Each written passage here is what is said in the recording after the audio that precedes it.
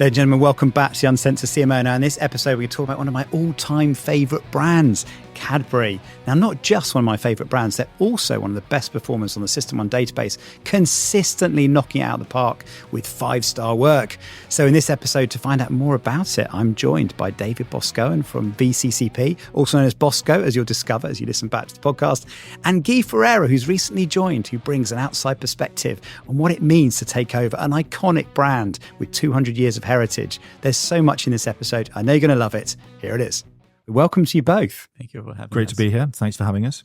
Absolute pleasure. Well, let's do some introductions to so the audience knows who we're talking to. So Guy, you're new, so maybe we'll start with you and then we'll come to Bosco and find out a bit about you as well. So Guy, tell us how you got to this place. Yeah, so I have been in this role for the past 5 months. Prior to that, I spent 17 years in Unilever across different roles, mostly global roles in Brazil, in Asia, in Europe.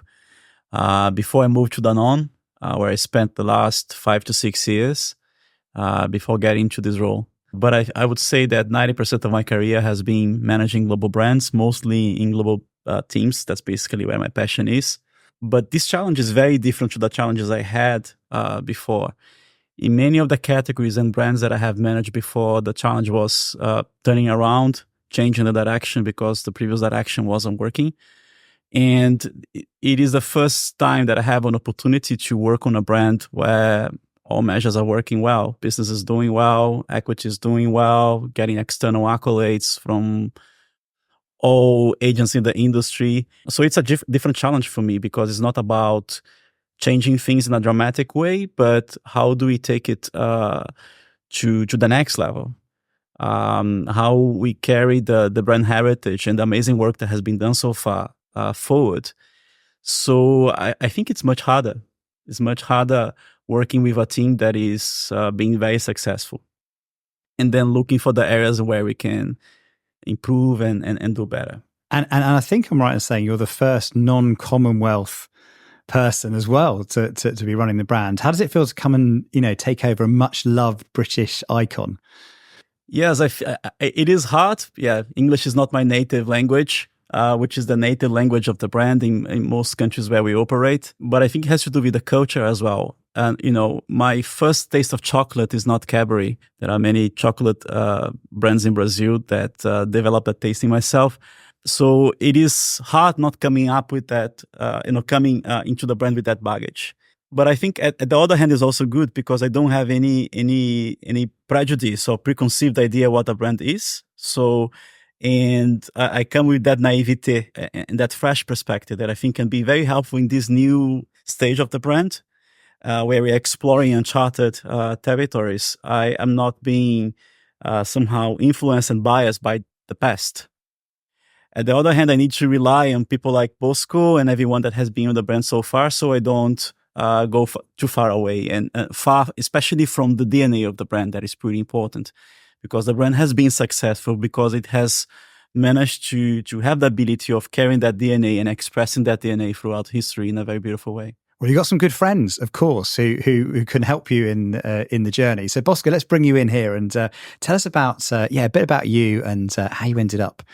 Yep. Here. I've been in the industry for a long time. It used to be called the advertising industry when I joined it in the late 80s. I think it's probably broadened out into the communications industry now as digital has come in, etc. So, been through a number of big agencies, some small ones, and had been fortunate enough to work on big brands, big household names. Some of them. I started on Heinz baked beans, which was just the beginning of the most brilliant learning curve, really, on how to do FMCG.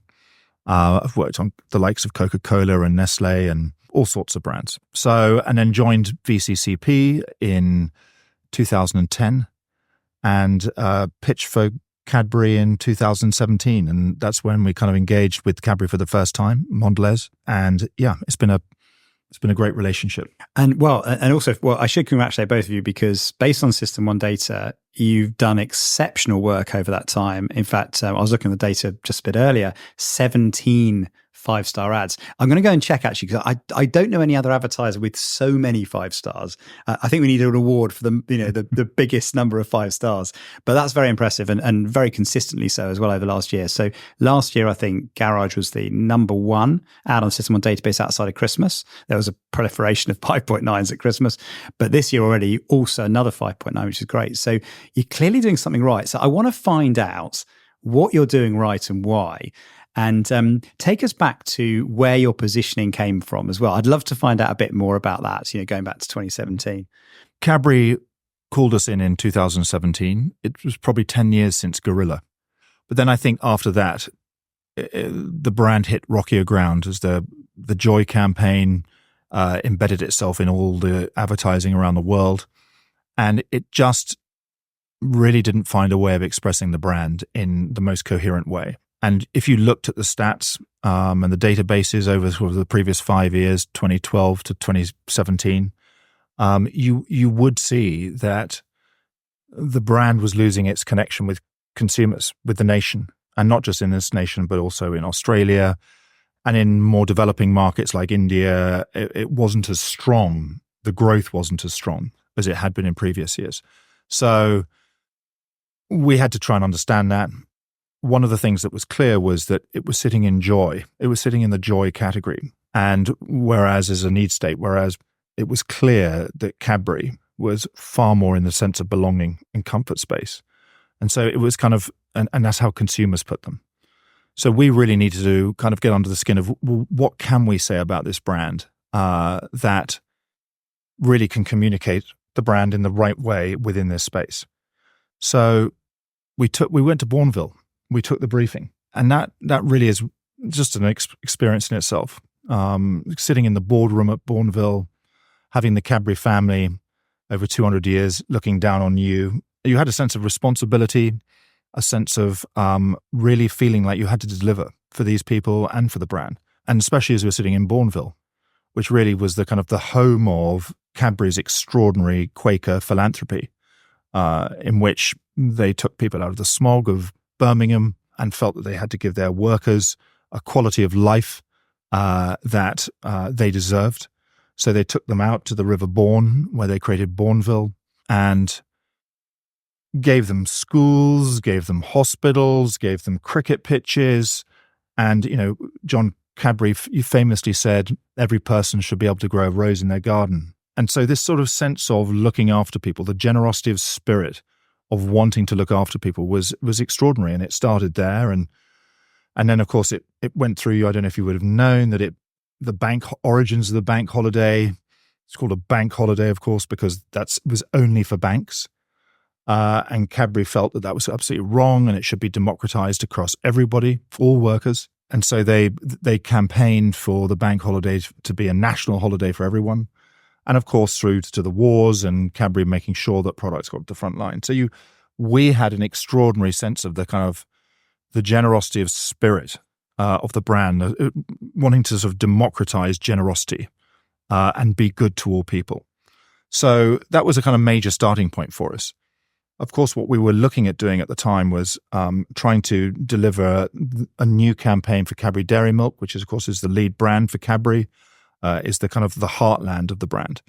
And one of the reasons why we had to do that was because that had been becoming eroded as there had been too much spotlight put on probably the innovation around that core brand. So kind of ingredient extensions generating kind of short-term lifts in sales. And whilst the brand itself and the equity of the brand itself was sort of decreasing. So we said we needed to create a brand for dairy milk. We went back to the origins of dairy milk in 1904. And of course, they had the glass and a half of milk being poured in, which seemed like the ultimate symbol of the kind of representing the generous spirit of John Cadbury. So we said that should be the recognized base of everything we do. It's an extremely well-known asset around the world in terms of mental availability. And if that can represent the kind of the spirit of Cadbury, that's what we should be driving for. But of course, and then when you get into the strategy and you get into the communications, the one thing you realize very quickly is talking about your generous self is in itself not that generous. So you needed to communicate how you felt about the world and your outlook on the world in a different way. And so we took the camera off ourselves and we turned it round. And we basically said we need to focus on consumers and make sure and we can represent the extraordinary generosity in people, that it does exist every day, and bring that to life. And so that's what we did. And we've got a fantastic executive creative director called Darren Bales, who really set the pace a bit and said, look, we need to represent generosity in the smallest way, the smallest, most real, most powerful way. Of course, there is a lot of very loud, philanthropic, charity generosity, writing checks for a lot of money, which very often gets seen on TV or shown and talked about. We weren't talking about this sort of generosity. We're talking about the hidden generosity, the unknown generosity that is actually happening every day underneath our noses, but we don't really necessarily focus on. And so we called it small, big. Small acts of generosity with very big emotional power. So we started there. And what Daz said was, we need to be quiet. Our work needs to be as quiet as we can make it, because on the one hand, the category was this sort of crazed sugar rush, very sort of self-centered kind of communication, very loud, which we wanted to break away from. There's no point sitting within that kind of communication. And at the same time, the whole industry, all advertising was sort of seemed to be getting louder and louder.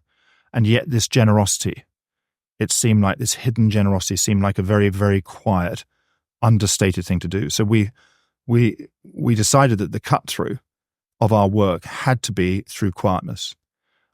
Make people sit up and watch and listen as the TV set suddenly went quiet after a loud ad break, and people started watching this kind of narrative play out that felt like it was a narrative. It could have been an everyday narrative in terms of the type of storyline it was, but it felt like in that 30 seconds or that 60 seconds, it was like a narrative cut out of a film. It was like you had just broken into something. And that's what we did. And we amplified these very, very small acts of generosity. And fortunately, it worked. And we said that is the glass and a half in everyone that Cadbury believes exists in everyone. Yeah, that's enormously powerful. I mean, Gui, it's very right-brained, isn't it? And I think, in marketing, so much is very left-brained. It's promotional, it's shouty, as you talked about, it's noisy, it's, it's performance, it's call to action, that kind of thing. The juxtaposition here is quite dramatic, isn't it? Even not using music, I think, is quite powerful, isn't it? Very, very right-brained in the way the stories are told. What's your? I guess you're seeing it quite new, aren't you, and looking it back. But yeah, what's your take? Yes, we were talking about that before. And it's a conversation that I have very often with the agency, with my team internally, and throughout my career as well, because I joined this profession in the first place because of the craft aspect of it. But somehow what you learn in school and what you learn in trainings is basically ways in which you can manufacture success. And then you have theories and tools that help you assemble things in such a way that are supposed to lead you to success. And one of the reasons why I took this job in the first place is first the pride and the inspiration and that the work had on me. From outside the company, and then now that I'm inside the kitchen doing the work, is how everyone is really passionate about the craft aspect of this profession. Of course, we test things. There are a number of different sophisticated tools that we use to get our work to the next level. But I think 90% of the time in the conversations that we have, they have to do with the craft. And it's something that is very, very hard to describe. And then every single process is different, therefore. But I think the understanding and the clarity that we have on what the brand stands for is basically what Bosco was describing before, which is this value of generosity that was there on the beginning and that we managed to express throughout our history, depending on the context. And how do you therefore express those values in a very genuine way is basically old-fashioned storytelling.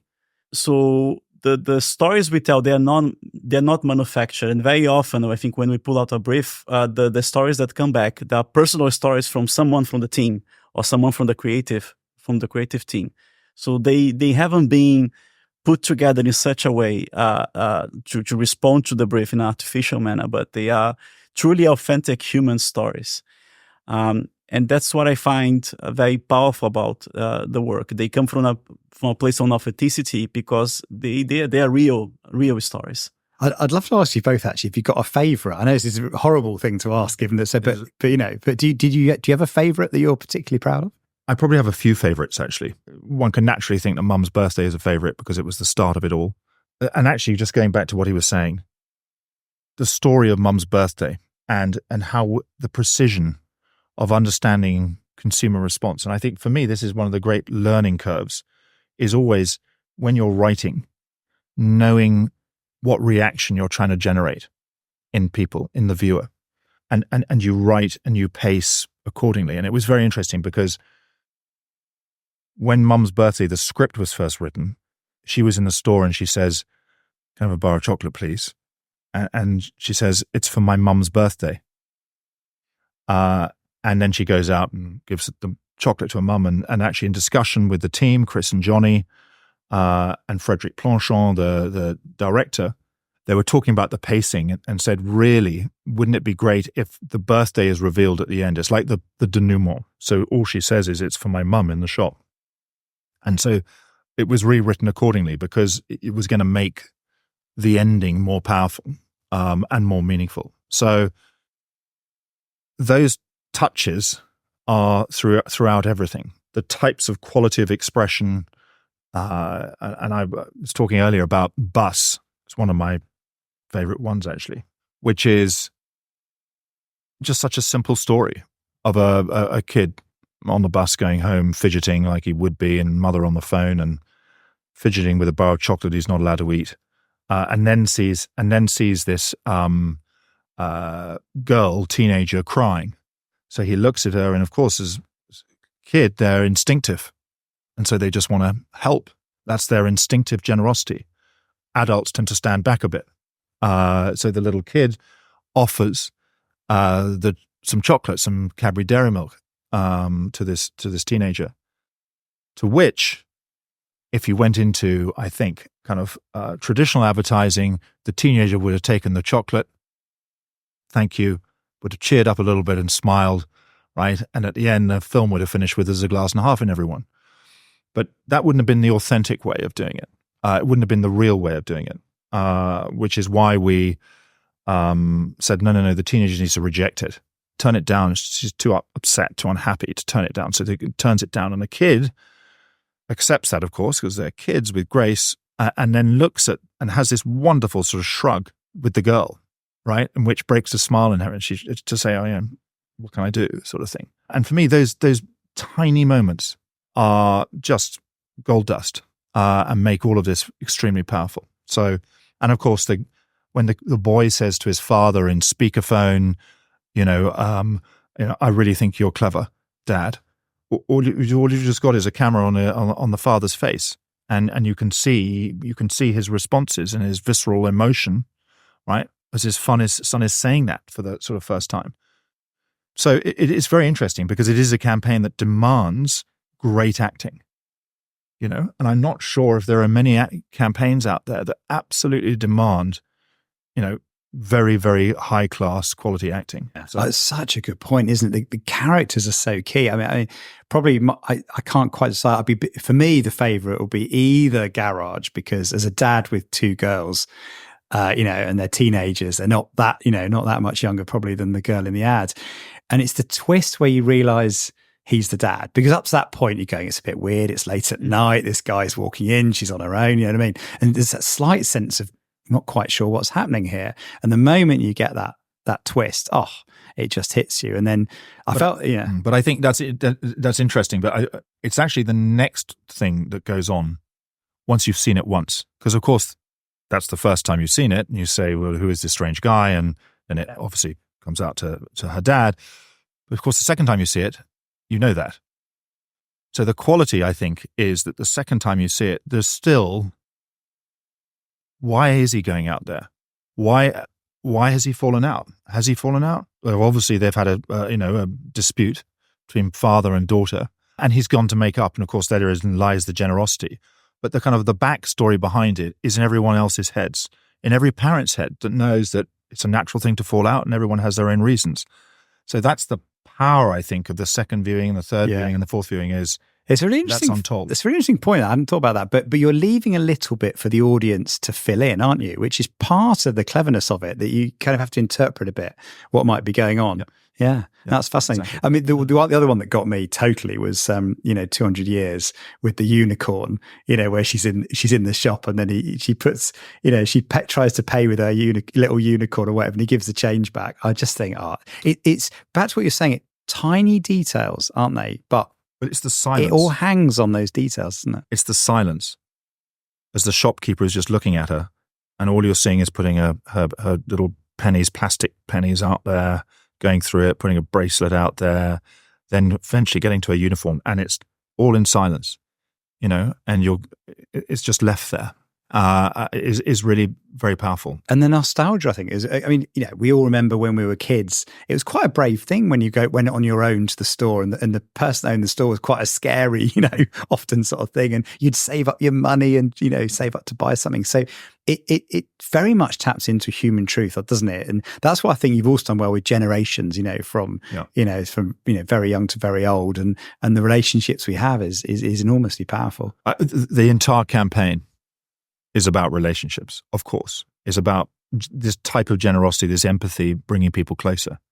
So, and we all recognize them, and we all recognize it in everyday life. In fact, one of the things we said when we were sort of presenting the campaign originally, and we were talking to the clients, we said, if you're a parent, one of the greatest values you could ever have and want to have and see in your child is the value of generosity. Being a generous spirit. If you saw your child as being some mean, kind of less ungenerous thing, it's that's hard. So it's very, very powerful as a value to hold, and one that every parent can resonate with, and every teenager can resonate with their friends. Yeah. And go, do they hold this? What sort of spirit have they got? Totally good point. I mean, Gui, you said something on a webinar that we did recently about a concept I loved, which is the idea of compound creativity. And one of the things that I observed looking in at some of the work you've done over the last few years is how it's built on itself, and how you've been able to play with the idea, build on the idea. It feels familiar. I can kind of spot a Cadbury ad, and I'm now looking for the little details of that sort of thing. But how important is the consistency to the success, do you think? I think that consistency has been super, super important in a number of different ways. I think first is, you have the same idea that is expressed in different ways, but always consistent to the idea. And there are certain codes in the stories that we tell that remain the same. But there's always an element of freshness that is basically either the insight, the characters, the setting, or the story itself that is different. From a media perspective, we have been doing some experiments in countries like Australia where, the advertising is so good that it doesn't wear out. So you can actually rotate. You can start with ad A and then go to B, go back to A, go to C, go back to A. And by doing that, you are creating that compound effect that yields a better result than just doing that in a linear way and moving from one copy to the other just because we want to do new stuff. And I think there's something for me that is also equally important is how we are tuned into culture as well. And I think to Bosco's point, the idea of generosity is super universal, is a universal human value, but we managed to capture that across age groups, ethnicities, social backgrounds, and so on. I think it's also compounds on that way as well, because we are not only speaking to a certain group of people, we are talking to everyone because that insight is universal, but we are also expressing that in all the walks of life in a certain society. So I think in that way, every time we bring a story, it resonates to a smaller group of people, but to everyone to which that value is important.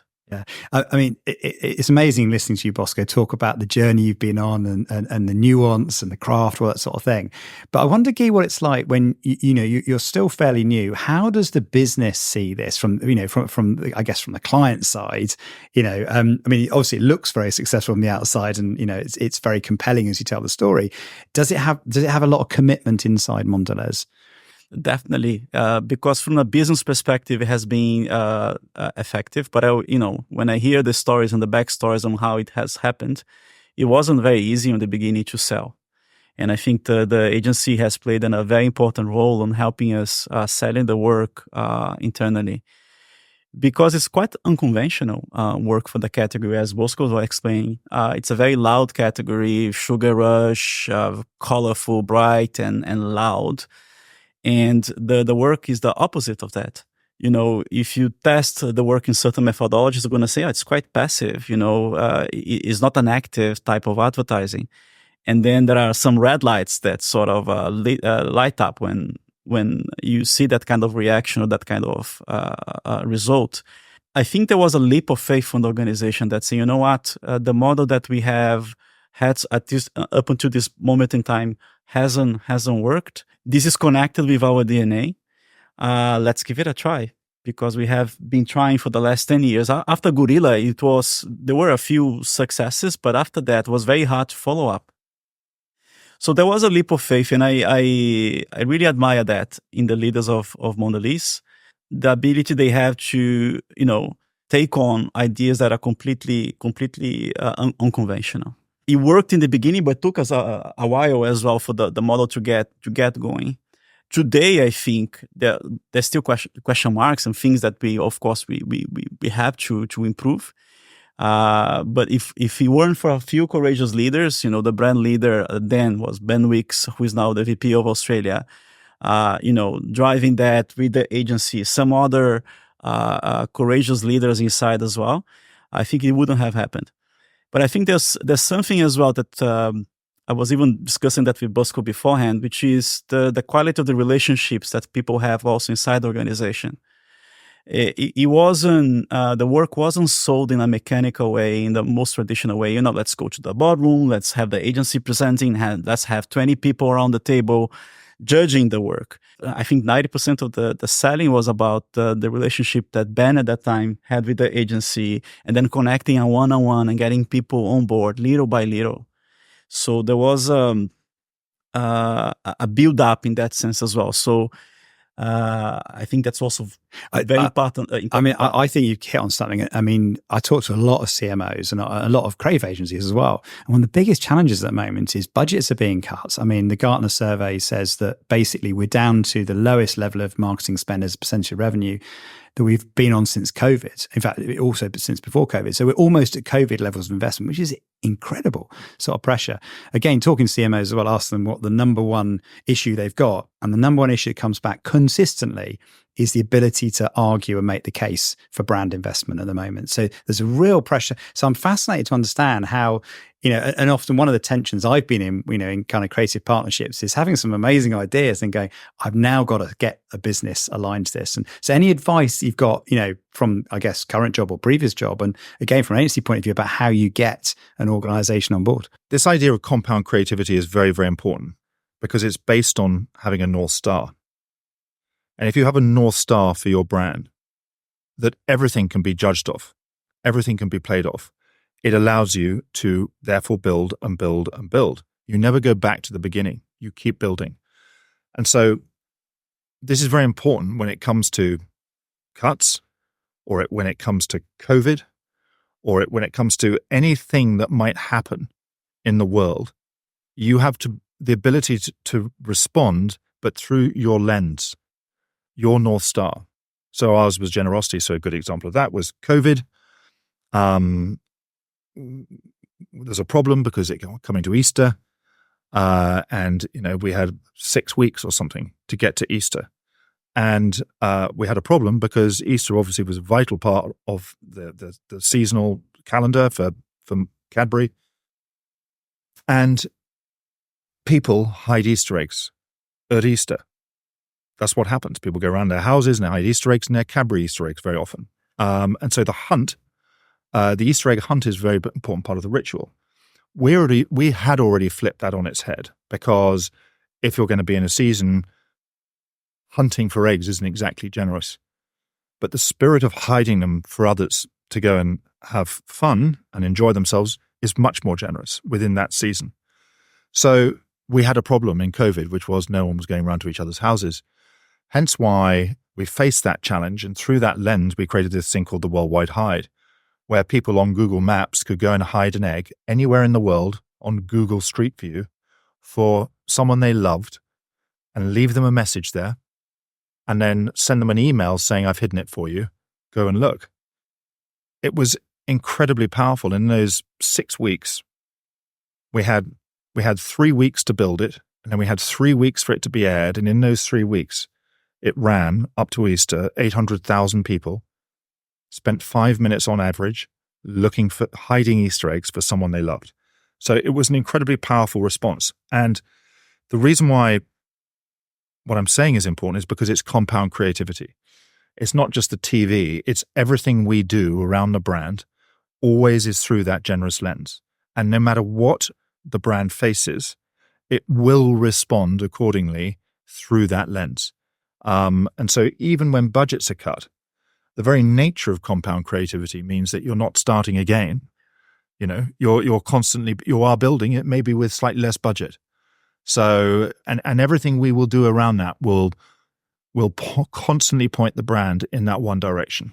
A couple of points just to add on to that, actually, because I think that's really powerful. Is also you can spend your way out of a problem, or you can be creative. And I think what we see in the data is actually creative is as important as the spend. So again, using your creative and the compound benefits of then leveraging all the historic equity, fluent devices, that kind of thing. But the interesting thing I thought as well, I loved your example there of Easter, is you were solving a business problem.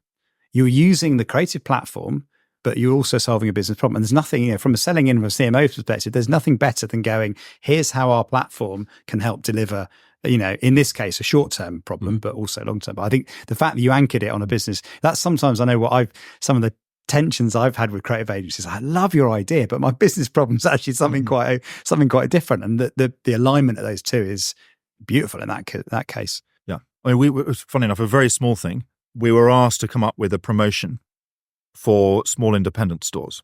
Now, people naturally have, maybe not as strongly today as they did yesterday, but still relationships with their small independent, because they go in there maybe every day, every other day, buy something small. And so the question was, how do we create a promotion that engages them through the brand lens? And promotional things tend to be quite selfish. They're for you. I'm going to win for me. And so the creative teams came up with this idea of the big win-win. Win for you and win for your storekeeper. And so if you win, you literally win money for your storekeeper, for which they can then donate it to a charity or whatever cause they would like. And so even down to the small retail promotion or whatever, you can still do it through that lens. And that's the power, I think. That's very good, because I think sometimes even in B2C, we forget there's a B2B element. There's people that are selling your product for you, in this case, the store owners, and they need the help as well. So generosity plays out. Guinness actually did something quite similar when pubs opened again. They really invested in making sure that the pubs were looked after with stock and cash and display items, and get people back into the pubs again to help. And another good example of that as well. What I thought, as I've got you both here, it's a lovely position to be in, because I've got clients and agency together. So I thought I'd ask you to kind of, tell us what it's like working together, but also any lessons. So maybe we'll start with you, Bosco.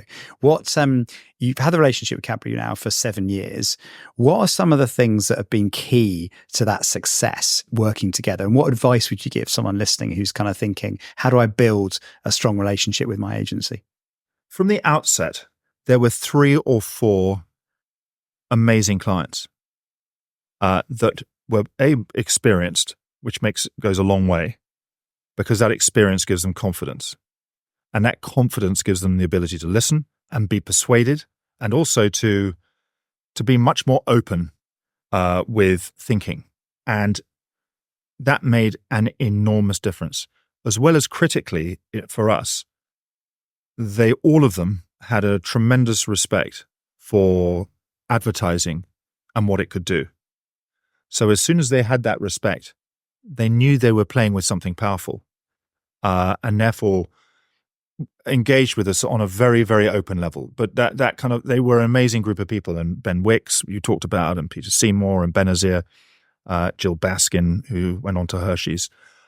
They were a wonderful group of people who instantly got what we were trying to do and instantly engaged. So that was a sort of beginning. And after that, it's always been the case that there have been some, the Mondelez people that have worked on Cadbury's have always been extremely open in being persuaded to do something that otherwise they may not want to do. You know, in the middle of COVID, we created this ad. We created this 90-second ad, and we were sent a film by a young director who had kind of found a way of getting out there and filming people and how they engaged through COVID. And it was 90 seconds of beautiful film about the power of generosity in people that this COVID had brought out. Just tiny things of people being overheard on phone calls and bringing shopping around to their neighbors or whatever. And he said, I've made this film. I know you're about generosity. Do you want to do something with it? And we looked at it and went, if we're going to do something with it, it has to be for the full 90 seconds. And the end line that the team came up with for the end of it was, when it's all over, this doesn't have to be all over. And so John Halverson, who heads up agencies and media in America, I called him and said, look, we've got a 90-second. Is there any way you can do something? And he was amazing, actually. It responded and said, we'll find a way. Let's run it. And so it ran a few times, and it's all it needed. The tweets that came out following that were unbelievable, saying, my God, Cadbury, you've got that right again. So yeah, it's those people are very open to buying, hearing, being persuaded. It makes the client organization much more empowered. It seems odd because when you want to control every action, you think you're in control. But actually, when you empower others and allow them to express themselves in the right way and express, their talent and their ability in the right way, that's way more empowering. I mean, I talked about the people that founded the campaign with us when we originally pitched, but every year it goes on another level. And Mi Leng, for example, who has been amazing at actually taking this whole campaign from storytelling into story doing, whereby we've activated around loneliness, we've activated in India around acknowledging the unacknowledged and around ground staff. We've activated in Australia around women in sport. We've activated in New Zealand around children that have been sort of left out of society, being given the ability to have sports gear for the first time so they can kind of engage in teams and things. So it's people bring new things when they come in and they lead the business from a client side. And we're very, very lucky to have that quality of thinking. So that's all I would say about the Mondelez people is they are actually phenomenal in that space, and very, very few pieces of work. And I could fill this room with work. One or two amazing activations that haven't been made, but there are very, very few actual pieces of work, whether it's film or print or whatever, that we haven't sold. That, it's amazing that the clients in the UK, for example, for 200 years, it's amazing they bought the poster campaign. The wonderful thing about Cadbury, of course, in the UK, as a founding in the UK, is the nation feels like it owns it. We always talk about the fabric of the nation. Well, it is. There is a sense of ownership. There's a wonderful story about when Ben Wicks, the client, came over for the very first time. He went through customs and they saw he was an Australian, and they said to him, what are you doing? He said, well, I run Cadbury worldwide. And they said, the customs person said, don't mess with our brand, right? It gave him an instant sense of the power. And so when we got to 200-year celebration, what better way to do it than to celebrate it with the nation by getting the nation to show us their photographs that they've got. No matter how damaged, torn, out of focus, product half in, it didn't matter. It was the relationship between the brand and the nation that we should be putting up there in out of home. And we created a significant out of home campaign merely to celebrate that. Then the interesting thing you said partway through there was the best work is when you give away control as a client. That's really hard. I mean, I've been in that situation before. I mean, you're right. I mean, probably my best work is when I've done that, but it can feel, particularly under pressure, very, very hard to relinquish that control and just go, yep, I'm backing you. But the interesting thing is that the brands that have done it really well are consistently doing it over time. So you build up that confidence together, don't you? Just go, you're right. We know what you can do. We trust you, that kind of thing. But Guy, what's your advice in terms of getting the best out of your agency? So I think the maybe the first impression I had just to start with, which was very telling of the culture that we have within Mondelez and with the agency ecosystem that we have. As part of my recruitment process, Bosco was part of the process. I had a conversation with him and I said, oh, that's quite telling because I'm talking to my boss, to the boss of my boss, to peers, but I'm also talking to the agency ecosystem. So it was very telling in the sense that they are part of the family. They are not, the agency is not treated like, okay, it's a supplier, it's someone else out there. So that gave me a hint of the type of relationship that Mondelez has with the agency ecosystem. And I think the ethos of the generosity of this authentic relationship is also part and parcel of the way we work day in and day out, right?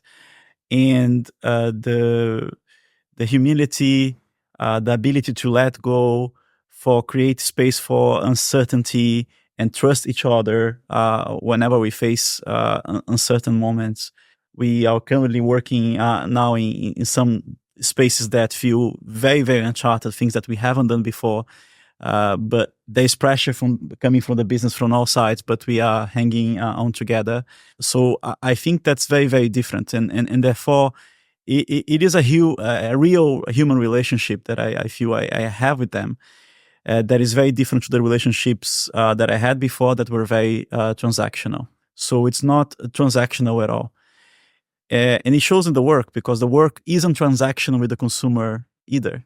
So I think across all touch points and all dimensions of the business, from the relationship we have with the agency and the relationship we have internally within our employees, the work that we put out there, that value that was there in the beginning 200 years ago is being manifested out there. Oh, that's good, because that's what you hope to be the case, isn't it? That's what the work looks like it was born from. One of the chats I know we've had before is around briefing, and it seems to be one of those topics that every client and agency has a different point of view on, because I think there was a survey last year, wasn't there, with Better Briefs, that 78% of clients think they write good briefs, and only 5% of agencies agree with them, sort of thing. But how do you approach the briefing process, and as you think about the next campaign? We take the time. And we take the time to understand the consumer, to understand what is the business challenge, to understand the brand. And then very often the very good brief is the Venn diagram of those three things and the sweet spot in the middle. And very good briefs are managed to find that sweet spot and only that sweet spot. Because when you are, you may find a way of connecting the brand with the business, but maybe not the brand, the business, and the consumer. The brand with the consumer, but not the business. And very often people are satisfied with those compromises. So I think we spend a lot of time together trying to find that sweet spot. And it's very, very hard. And then you need to feel, comfortable on dealing with that uncomfortable aspect of coming up with that kind of brief. So I think that's the first thing. The second for me is also being open. Sometimes that you come into some work and you believe that the brief is very clear, but then during the development journey, you realize that there are things that you didn't know that now you know after going through the journey. And then you need to be humble enough to say, let's take a step back. And then maybe this aspect of the brief wasn't clear enough. And then revisiting the brief. So I also believe that the brief is a living thing. It's not that thing that you have written and it's done and then you put in the drawer. And then you come to every meeting holding the agency accountable. You tick this and this and this in this box, but you're not ticking that. But, being humble and flexible enough to understand that the context can change. But you have discovered new things on the creative process that you didn't know before. And then you are open enough to revisit the brief and transform the brief. So it's a living organism, in my point of view. That's so true, actually. I've been in that situation where, I've had work presented back to me. And although it's not on brief, I really like it. And then you go, actually, what it's taught me something about, there's something in it that, that I've discovered. So weird. I know it's very frustrating for the agency, isn't it, to go through a process and go, we've now worked out the brief is actually this, not that. But sometimes you have to see something, don't you, to go, actually, that's what I'm... Well, the creatives are often the best strategists in the world. The best creatives are the best strategists because they have the greatest human insight very often, and they're able to express it and put it on paper. And of course, the manifestation of that is very often not what the strategist or the client thought it was going to be, but it's much more powerful. So, yeah. Yeah. I mean, the other, I think probably the best practice I've been in was actually co-creating the brief together, ideally off-site, and sometimes, with our, going back to your consumer point, with our consumer, actually kind of spending some time in their shoes kind of thing. And then going, well, actually, what's the consumer change you need? I love your Venn diagram, but that's really neat because so often you go, that's the consumer change we want, but it's not answering the business problem. Sometimes it's answering the business problem, but it's what we want to do, not what the consumer's interested in. So that's a really clever mechanism, isn't it?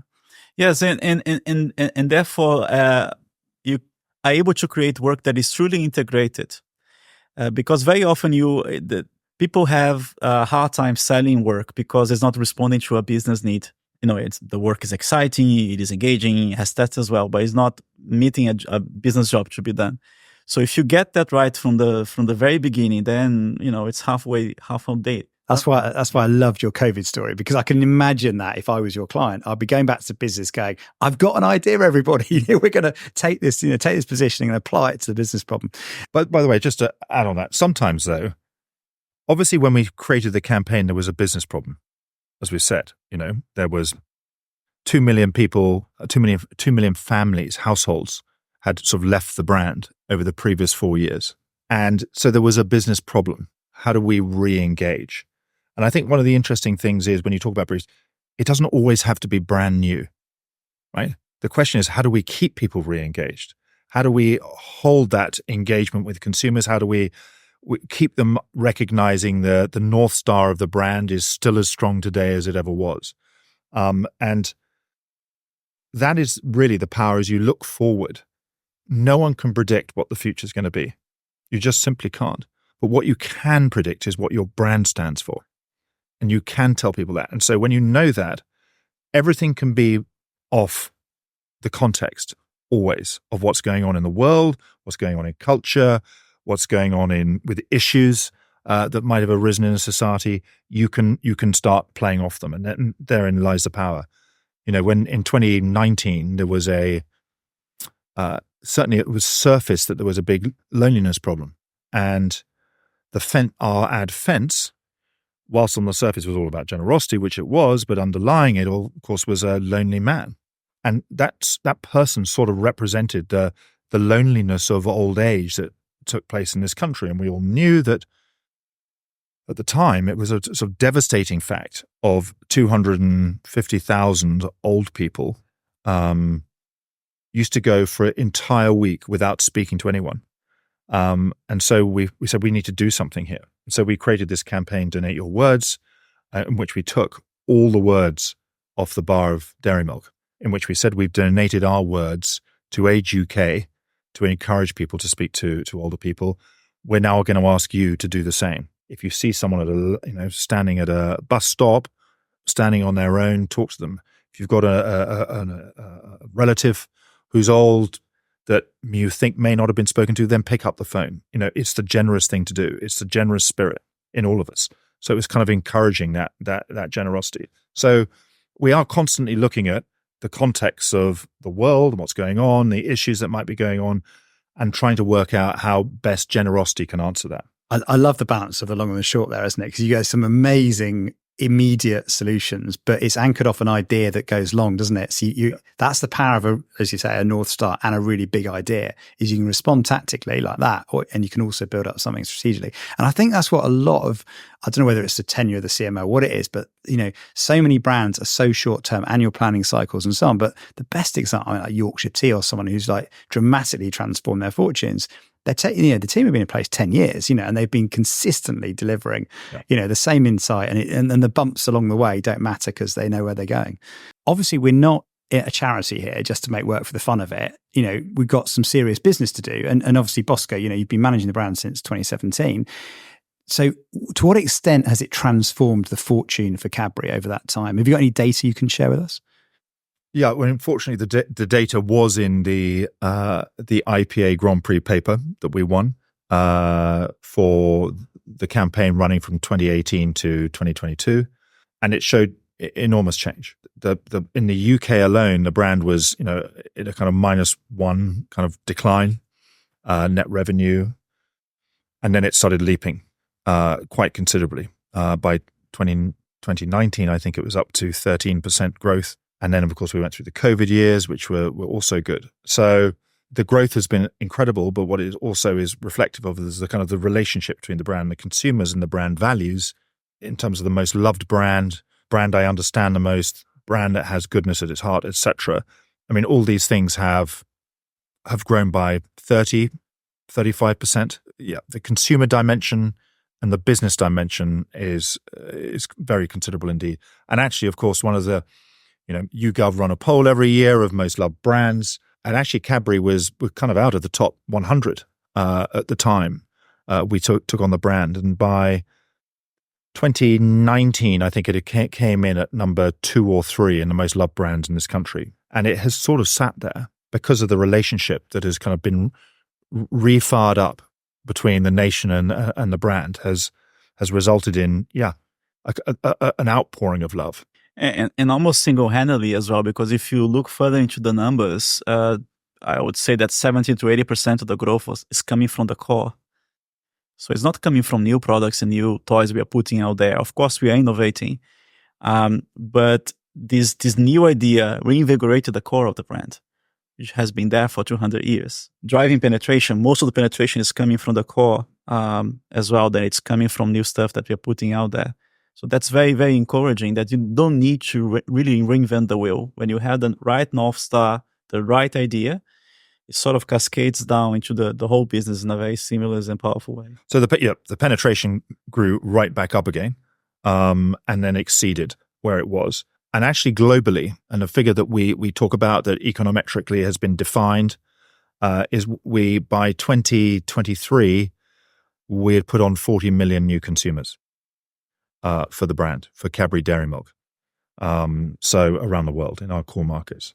Now, talking of which, let's end with this then, because I'd love to know, we probably can't say what's coming up next, but how do you balance the change with, coming up with something new versus sticking to what you've got? How do you kind of make those decisions between you? Generosity is the old that will always stay. And one of the things that we talk about all the time is we're in the foothills of generosity. We've got a long way to go. And generosity will find its way of being re-expressed and expressed in again in a completely different way. I know that we've made 7 films or thereabouts that have a certain feel and a look to them. It does not mean necessarily that that's the answer. Those films, really what they're communicating is generosity is a very, very everyday thing. It's a very on-the-street thing. It's very real, and we've tried to show it as authentically as we can. We will never veer away from the authenticity of generosity or the kind of the realness of it. But what we might do is look for other ways of expressing it coming up in the future. Yes, and I think one of the exercises I've done recently was basically to look at the word generosity and how it shows up over history on Google, basically, and the incidence of that word even in books. And it's very interesting that it has been in decline, which I think it's a symptom. I think that it is a tension in that has to do with the society and the culture we live in right now. And then the ways in which the brand can step in and have a conversation about that is just endless and infinite in our perspective. So but I think what makes it beautiful about this brand is the fact that we are not boastful about it. We are not trying to make it bigger than it is. This point that Bosco made about turning the camera to the consumer and telling those stories and engaging into insights and stories from their perspective, it's what makes it so engaging, rather than the brand coming as the hero or the savior. So I think our ambition moving forward is we have been great at telling stories about generosity. And that is a very important part of our communication ecosystem. We are now asking the question on, if we put, not advertising at the center or storytelling at the center, but it's one of the touch points. And if we need to orchestrate an ecosystem around generosity, what would that be? Sometimes it's a story that you're going to tell, but there are many different ways. If we think about other Venn diagrams, when you have generosity and commerce, what sits in the middle? Generosity and our supply chain, what sits in the middle? Generosity and I don't know what. And then you can come up with other ideas that can express what the brand stands for, that goes above and beyond advertising. So I think, if you ask me what we have been developing so far, I think it has to do with that aspect. And therefore, how that value of generosity can transcend the touch points that we have as a business right now. Because given the stature of Cadbury, to the point that he made before, it's not our brand, it's the consumer's brand. They expect us to behave bigger than that. Well, I think the thing is, the world could do with some more generosity at the moment, and probably will do for some time. So I can see plenty of opportunities out there for you to maintain a glass and half full in everybody. So thank you so much both. Thank you, Bosco. Thank you, Gui. It's great to get both your perspectives and sharing your story of Cadbury. Great. Thanks very much. Thank you, John. Thank you. Thank you very much for listening or watching Uncensored CMO. I hope you enjoyed that. If you did, please do hit the subscribe button wherever you get your podcast. If you're watching, hit subscribe there as well. I'd also love to get a review. Reviews make a big difference on other people discovering the show. So please do leave a review wherever you get your podcast. If you want to contact me, you can do. I'm over on X @UncensoredCMO or on LinkedIn, where I'm under my own name, John Evans. Thanks for listening and watching. I'll see you next time.